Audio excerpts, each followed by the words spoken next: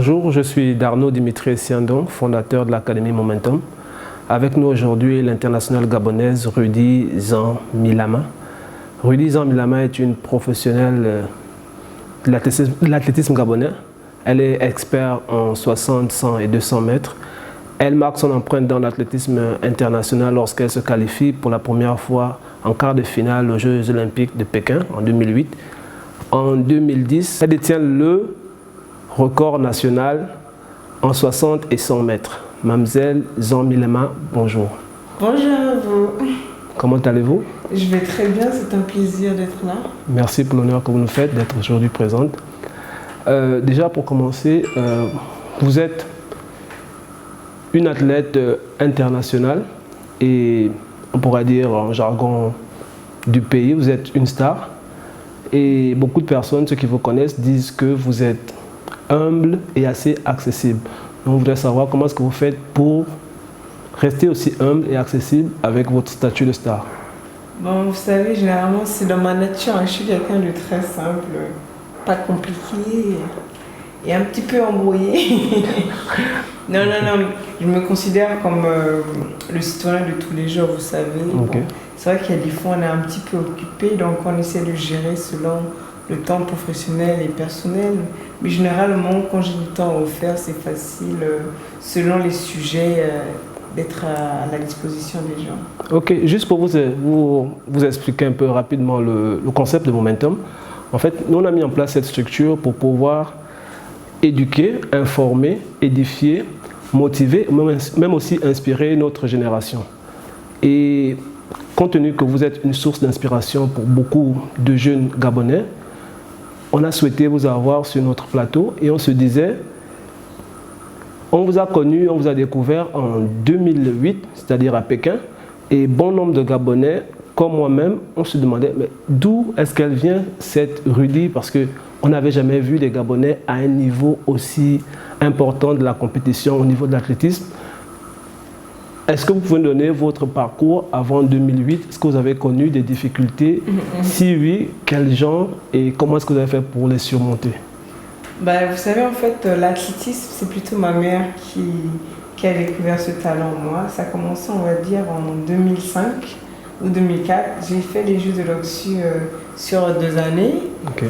Mon professeur de sport m'avait inscrite et par la suite, vu que j'avais ramené chaque année 5 médailles, okay, donc sur 2 années, c'était 10 médailles, ma mère m'a inscrit en France en sport-études. Je crois que c'était début 2005 ou début 2006, je crois. Okay. C'est par la suite, j'ai représenté le Gabon en réalité en 2006, championnat du monde junior. Et 2007, j'ai fait Osaka, championnat du monde. J'aurais pu aussi aller en quart de finale, vu que ma performance elle était mieux qu'en 2008. Mais ce qui s'est passé en 2008, c'est parce que j'étais la première gabonaise depuis en athlétisme à passer les premiers tours pour aller en quart de finale. D'accord. Et justement, j'avais même raté la demi-finale de juste 2 places, je crois. On se souvient bien. Voilà. Donc, mon parcours, il a vraiment commencé d'ici aux établissements. Et la chance que mes parents m'ont envoyé en sport-études à Lyon. Oui, donc on voulait savoir, lors de votre parcours, est-ce qu'il y a quelqu'un qui vous a inspiré ou motivé? Oui, vous savez, l'athlétisme, j'ai découvert grâce à ma mère. Vous savez, tout le monde court, tout le monde fait le PS. Et à cette époque, je faisais de la danse classique, contemporaine, rock'n'roll, rock acrobatique. Je faisais aussi de la natation et un petit peu de tennis. Donc c'est vrai que l'athlétisme, c'est plutôt ma mère qui a découvert grâce à mes résultats à l'Oxu. Donc elle m'a envoyé en sport-études à Lyon. Et tout a commencé par là en fait. Ok. Lorsque vous voyez votre parcours aujourd'hui, vous avez quand même un palmarès assez important. Si c'était à refaire, qu'est-ce que vous feriez de différent? Comment dire ça? C'est vrai qu'il y a des fois, on se dit, si c'est à refaire, est-ce que tu changerais de nationalité? Il faut être réaliste. On est dans le sport où le sacrifice, il faut voir la réalité. Vous savez, je pense que je ne changerai rien parce que vous savez, c'est le destin. Okay. Tout ce qui doit arriver devrait arriver. Tout ce qui arrivera, arrivera. Vous savez, on a tous des talents, on a tous une destinée et généralement, des fois, ce sont les erreurs, les réussites qui font qu'on arrive à ce niveau-là. Donc, généralement, je dirais non, je ne changerais rien parce que si je changerais, on fausse la donnée. Okay. Ben, pour ces jeunes-là qui vous regardent, qui ont envie de s'investir dans un sport, peut-être l'athlétisme ou un autre, quels conseils en tant que professionnel pouvez-vous leur donner? Bon, tout d'abord, moi, je leur conseille de voir si... Moi, j'ai fait du sport-études. Okay. Donc, déjà, en premier lieu, c'est de savoir, bon, il faut faire du sport-études. Celui qui prend le risque de faire de l'athlétisme, il devrait savoir les risques à parcourir. C'est-à-dire que, bon, vous pouvez être blessé à tout moment. Et donc, c'est vrai que, bon, si vous avez une passion en dehors du sport, même si vous ne faites pas de l'école privée ou publique, même les écoles professionnelles, c'est bien comme ça. Si tu arrêtes ton sport, bien si tu es en cours de blessure, tu as quelque chose d'autre en dehors du sport. Mais en même temps, j'aimerais les motiver à leur dire il faut en parler avec le parent qui comprend votre passion pour le sport. Et par la suite, qui vous encourage et que vous montrez que vous êtes vraiment déterminé. Parce que faut savoir que les sports, c'est pas vraiment dit que c'est ma passion, jamais. Parce que je me souviens, ma première année d'athlétisme, la première année, c'était tellement dur qu'on a envie de craquer. On se demande, mais qu'est-ce que je fais là? Pourquoi? Mais quand tu commences à avoir des résultats, ça fait réfléchir qu'on ne devient pas champion du jour au lendemain. Ouais. Tout à l'heure, vous avez parlé de blessures. On a entendu parler de la blessure de Rudy. Qu'en est-il actuellement? Moi, ma blessure, c'était pas une grosse blessure, vous savez. Bon, sauf que j'ai appris un moment que quand on est blessé, il faut savoir se reposer. Ça peut prendre des mois, et après, il faut reprendre les entraînements. Durant cette période, c'est la rééducation, les soins. Bon, là, actuellement, moi, je suis bien. J'ai fait une bonne saison qui ne s'est pas achevée au point voulu parce que, on a eu des complications au niveau de notre fédération.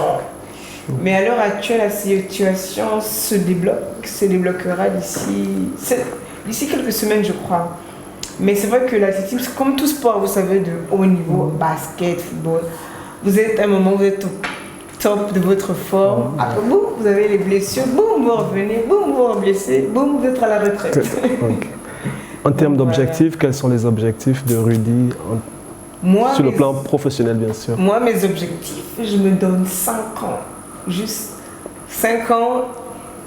Là, on verra ce qui se passe l'année 2016 déjà. Okay. Et je me donne 5 ans, vous savez, tant que vous avez la forme, vous n'avez pas d'enfants, vous n'avez pas de problèmes physiques et de couple, étant donné que je suis célibataire. Oui. La vie est belle. On a entendu parler du ZMR. De quoi s'agit-il exactement? En fait, ZMR Athletic Club, c'est un projet qui date de 2012, je dirais. Mais je ne voulais pas le mettre en avant parce que, vous savez, généralement, on emmène les projets quand on est à la retraite. Vu que nous étions dans une crise depuis l'année dernière en athlétisme, je me suis dit, il est temps de montrer que il faut sortir le projet, il faut déjà mettre en avant le projet. Et par la suite, tout le monde est déjà informé, les autorités sont déjà informées et ils ont déjà reçu les dossiers. Donc la balle est plutôt dans leur camp de se dire, nous voulons créer, nous voulons avoir d'autres champions. Donc c'est à eux maintenant de faire l'effort de subventionner les projets. Est-ce à dire que vous avez une vision pour l'athlétisme gabonais? Ah oui, moi j'ai une grosse vision. J'ai plutôt le système un peu, vous savez, les Jamaïcains qui venaient aux États-Unis faire du sport-études. Maintenant, les Jamaïcains ont été formés au plan d'entraînement médical. Donc du coup, ils ne vont plus à l'extérieur pour entraîner les jeunes. Les gens font du sport-études en Jamaïque, ils s'entraînent en Jamaïque. Ils ont des grands championnats universitaires et nationaux et sponsorisés par des grands sponsors parce que c'est vraiment la terre des pépites de champions. Et j'aimerais bien que, on soit dans un état de compréhension au niveau du sport. Parce qu'il y en a beaucoup qui croient qu'ils connaissent le sport, mais il y en a la majorité qui sont dans le secteur du sport, ils n'ont jamais fait du sport à haut niveau. Et donc je pense que c'est une chance de donner l'opportunité à des personnes comme nous, qui avons fait du haut niveau, de vraiment faire qu'on accepte nos projets parce que seuls nous avons la vision, parce qu'on a expérimenté le haut niveau à tout état, donc on sait de quoi on parle et on sait de quoi le pays a besoin. En termes de potentiel, est-ce que vous avez pu déjà identifier certains qui pourront être la relève de l'athlétisme? Non, c'est-à-dire que c'est vrai qu'ici il y a eu des nationaux, il y a certains athlètes qui ont gagné, mais vous savez, souvent il y a des talents cachés qui ne s'entraînent même pas, vous le ramenez là, comme ça, un championnat, ils gagnent. Donc c'est vrai que l'objectif, ce serait vraiment de faire une caravane au plan national dans chaque province, de les informer pour que la détection lors du championnat national, on recrute que les meilleurs. Peut-être un mot de fin?